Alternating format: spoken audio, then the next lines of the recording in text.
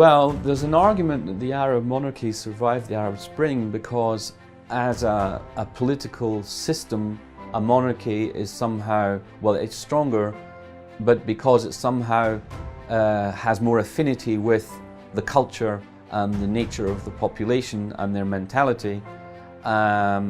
This is a strong argument that was put forward in media in countries like Saudi Arabia to convince people that they should have no interest in uprisings, being on the street. You know, there's a message that went out in television, in soap operas, in newspaper columns. You know, the discourse told you monarchies are better. Monarchies are more stable. Monarchies are better for the people. The people like monarchies more than they do any kind of republican system. Arab republics have been a disaster. Arab monarchies are stable and more healthy. They're more wealthy. And it was interesting that with the GCC, from I think it was from Saudi Arabia's impetus or interest, the idea emerged of Morocco and Jordan having some kind of membership of the GCC on some level, and that reflected the idea that the monarchies are kind of are our people, they're safe, and let's be a kind of club of Arab monarchies. Whether that really is really the case, and I think it's a more complicated question, and you know, it can be a self-fulfilling prophecy. They are more stable now, perhaps because the GCC has got closest to them and given them more money and helped them be more stable. So they're more stable because they want them to be more stable.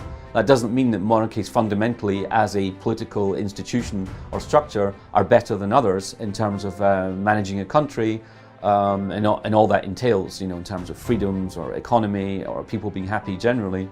I don't think we can say that at all. I think what you can see is there's a lot of self-fulfilling prophecies there. There's which allows people to think that fundamentally this is the better situation. So how did they survive? I think the factors involved. I don't think you can say that it comes down to them being monarchies. I think it's a simplistic argument. It's a complicated one.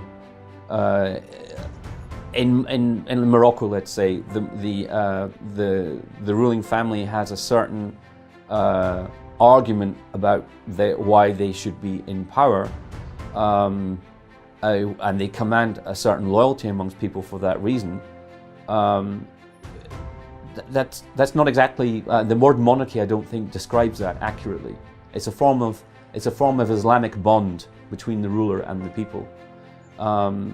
So I think, you know, that's just one example. I think the word monarchy doesn't really capture what's happening. In Egypt, you could say there was an attempt to turn the republican system into a form of inherited rule that's a little bit similar to monarchy, which Mubarak thought would be more stable for the country. And the same in Libya, where Gaddafi was promoting his sons. The same was happening in Yemen, had already happened in Syria.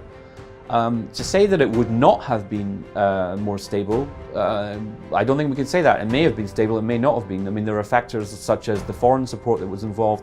I mean, a major thing that's going on with the Arab uprisings is, did the Western countries keep their support or did they take it away? And in Egypt, they took it away at a certain point. And that's when the military told Mubarak to go. It was an internal palace coup.